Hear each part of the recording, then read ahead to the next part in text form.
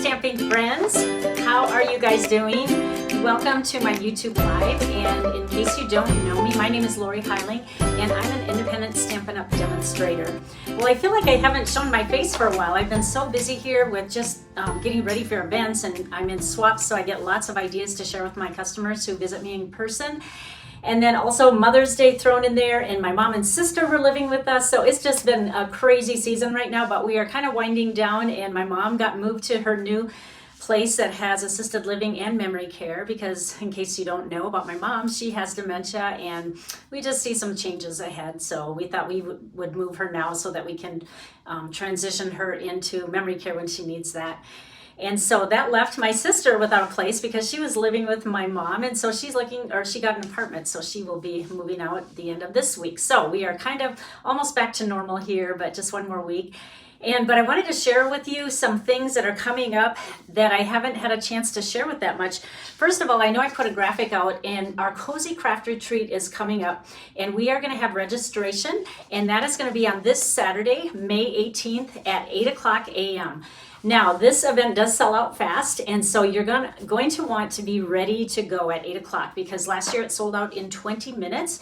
And so you just got to be ready to click buttons, and we have a new platform that we're working from with Constant Contact, and so it'll be pretty streamlined once you're in there. And then I hope that you can attend. It's in Phoenix, Arizona, the same place we've had it for, I think, 7 years now. This is our 9th year of doing this, and we have so much fun. It's so hard to explain in a nutshell what we all do, but we have a voluntary swap. We have lots of projects. We have breakout classes. We also have kits. If you can't attend in person, we're happy to ship those to you. That will be after the event, just a few days later. And then you can stay in the hotel. I stay there even though I'm local, just because you get in on all the fun and you can work late into the night, and it's just really fun to experience the whole thing. The Drury Inn is very accommodating, and it's located, like I said, in Phoenix, Arizona. And so I hope that you'll consider going, or if you can't attend, at least getting a kit. And the pricing and everything will be on there in all the breakout classes. So I hope that you will join us. It's again September 27th and 28th of this year. And we make projects using mostly product from the Holiday Mini that will be coming out. So if you want a head start on your Christmas projects, this would be a great event to attend or to get a kit for. The other thing I want to tell you about, I know I talk about this a lot, but I haven't mentioned it for a while. It is my Cozy Craft Retreat. It is the Creative Days at Sea cruise that I'm hosting, and it's February of 2025. The actual dates are February 22nd through March 2nd, and it's an 8-day cruise. That gives us an extra bonus day of stamping. So there's 4 stamping days at sea. On the days that we are in a port, then we'll all take advantage of, getting off and kind of sightseeing and doing some fun things. So it's really going to be a great mix of paper crafting and a vacation. A lot of friends and spouses that aren't crafty are going to be going along on the trip, and we're going to have a meet and greet so everybody can meet everyone. So it's just really going to be a lot of fun, and I'm going to put the link. And the reason I tell you that is because we are getting closer to sold out. There is only 7 crafting spots left. So if you're even thinking about it, be sure to give Sherry, the travel agent, a call, because she would be happy to walk through any questions you might have on pricing or rooms and what's available. So I just encourage you to do that, because like I said, it's easing up on being full. So if you are already booked, thank you so much for signing up for this. It's going to be so much fun. I've been working on things for a couple months now. And also, if you have any friends that might want to go and join you, be sure and share that with them. The last gal that signed up was referred, and so I'm just thankful for the word of mouth. If you guys spread the word, that helps as well. All right, now today we are going to do a fun project. It's kind of a trend right now, so let me turn my camera around and I will share with you what we're going to make today. I'll tell you about this right away rather than save it to the end. I always have my logo and then a host code up here. And the reason I do that is because if you order from me on my Stampin' Up! Website and your order is over $50, and if you use the host code, which is right here for this month, then I will send you a free little gift from Stampin' Up! It's a product related and a thank you card. So I just want to point that out. But you have to do 2 things. Order over 50 before tax and shipping, and then use that host code. Don't forget that part. That's the important part. All right, today we are going to make a card, and I mentioned that it's kind of a trend right now. We'll see if you can guess what I'm going to do. The stamp set is called Trusty Tools, and we use this a lot because during celebration they had beautiful paper that went along with this. And we are going to make maybe a little bit more feminine twist to this, so you'll have to hold on and see what it is. But we're going to use the paintbrush, and I've seen many projects on Pinterest, but this is going to be my version of it. So I just took some basic white paper and Memento black ink, and we are going to grab the paintbrush. And this is the first thing that you're going to want to do on this card, because we need this paintbrush size to move forward on the design that we're going to do. So just ink that with Memento. The reason we use Memento is because I want to use blends with this. If you use Stays On with this, it's going to bleed. The color from the blend will bleed into the black. So that's why you want to use Memento, because it will not bleed. All right, we're going to make this kind of a wood tone. So I'm going to use the paintbrush end of the blend. And this is the lighter Pecan Pie. I love this color because it kind of replaced the soft suede that we used to have. Then you go back with your lighter one, and this is where the blending happens. And I usually sometimes I use the brush end. This one I'm going to start with the firmer end, and then just kind of go where that line is between the light and the dark, and then just kind of blend like that. And don't color all of it in. You want to leave some light spots too. There we go, and maybe one down here. All right. Now, let's see, the next part, I'm going to bring in some gray granite because it's got both warm and cool tones in it. So it can go either way. You see there's a little bit of a tan in with it instead of the cool gray tone. And we'll go down a little bit farther, and then I'm going to take the darker gray granite and I'm going to go in the middle piece here. It's not that much darker. I might go over it twice. And then we want to pick up some of these lines in here and just color on top of it to make it a tiny bit darker. All right, now the bristles are going to be, first we're going to take the color that I want the paint. And I want to use one of our new colors. I think I am going to do this in Petunia Pop because this has been one of our more popular new in colors this year. And what I'm going to do is take the brush end, and I'm just going to kind of, whoops, I want the light one, not the dark. We'll have some little shading going on over there, but do the light. And we're going to go like that, but just kind of make this variegated or uneven here. And then maybe I'll make a couple lines darker just so we can have a little bit of shading here. And then for the top part, we're going to go back in with that light gray granite and just color the rest of the bristles. You know what? I think I want to make it darker though. I'm going to go back with light black. I don't want a total black because then we won't see the lines in here, but we're going to do light basic black.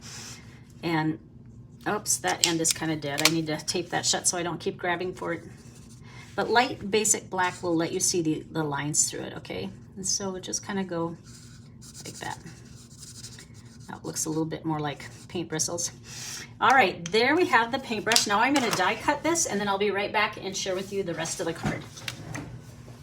The next thing we're going to do is I'm going to move this and for sure put scrap paper down, and we need it a little bit larger than just computer paper because we're going to go off the page a lot. Now the reason we cut out this paintbrush first is because we need the distance between here. So what I did was I took a piece of, let me get my ruler because I cut this out a while ago. It's a little bit odd for the dimensions. It's 3 7/8 by 5 1/8. What we're going to do is we're going to make this kind of like, this is going to be our wall, and this is going to be the paintbrush that is painting the wall. All right, so you decide the angle you want for the paintbrush. Doesn't really matter. We need to leave some white space up here for stamping. So I'm going to go about right here. You can just hold it. You don't have to tape it down. Then we are going to take Post-it notes, and we want to leave a little track like this of where the paint is going to go. So we'll do one like this, and then we're going to go parallel to that line, the width of this paintbrush, about like that. Make sure it's straight. And then we also want this to be covered up. So I'm going to grab one more Post-it note like this. And this Post-it note is going to be filled with ink, but it's all right. If you're doing a bunch, you can just keep using the same ones. Now, what's really cool about our ink pads is, let me show you on scrap paper first. When you just drag the ink pad, and this is Petunia Pop, you lightly use just that top edge like this, and we're just going to slide it like this. And do you see how it kind of looks like paintbrush mark? So we're going to go and make that track right here. So I'm going to start above it and just slide it all the way down. Maybe I'll go in a little bit darker like that. Okay. Now we're going to take off the Post-it notes like this. And we're not going to add the paintbrush yet, but I'll show you what it's going to look like. It's going to look like that, and there's going to be more magic happening, but it's going to be like that. Then we want to put our sentiment up here, and this is important. Now, because this is probably for a woman, none of these really fit the occasion that I want to send this for. So I pulled out some of my other stamps and looked at the other sentiments, and I'm going to use wishing you so much joy on this special day. And the reason I'm doing this is because I wanted to make a card for a friend who is moving to a new home. And so I'm just going to stamp this in the upper left corner like this. All right, now we're going to go back and finish the painting part of this, but there's one more little added touch that's going to make a big difference in this card. For the last part of the card, I embossed it using the Painted Textures embossing folder. And as you can see, it picked up all the sentiment ink here, and what this embossing folder does is it looks like a painted background, kind of texturized, like a texturized wall. And so the next thing we're going to do is adhere this to a piece of Petunia Pop cardstock. This is 5 1/4 by 4, and you're going to use my little glue gun that I've told you about. That's by My Sweet Petunia, and I do have an affiliate link for this. Whoops, I meant to put this on the white paper, but same thing. And this is just going to be 1/8 inch larger than that white piece. All right. I guess I didn't have my supplies right in front of me ready to go. Then we're going to put dimensionals on the back of this. And we will pop this on our card base, which is going to be basic white, thick. I like to use the thick on my card bases that are white. And this is 8 1/2 by 5 1/2 inches. And then I scored it in half on the long side at 4 1/4. All right. So just fold that in half. And then we're just going to stick this on the card front. Actually, I'm going to go on this side. Isn't that a fun color? That Petunia Pop.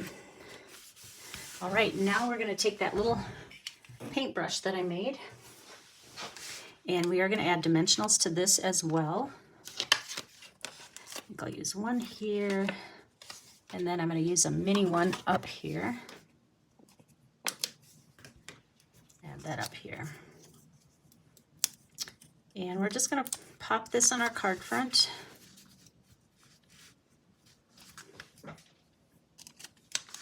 And I want to make sure it doesn't go off the edge of the card, but I'm going to tilt it just a, if it's straight, I think that's kind of boring. We're going to tilt it a little bit like this.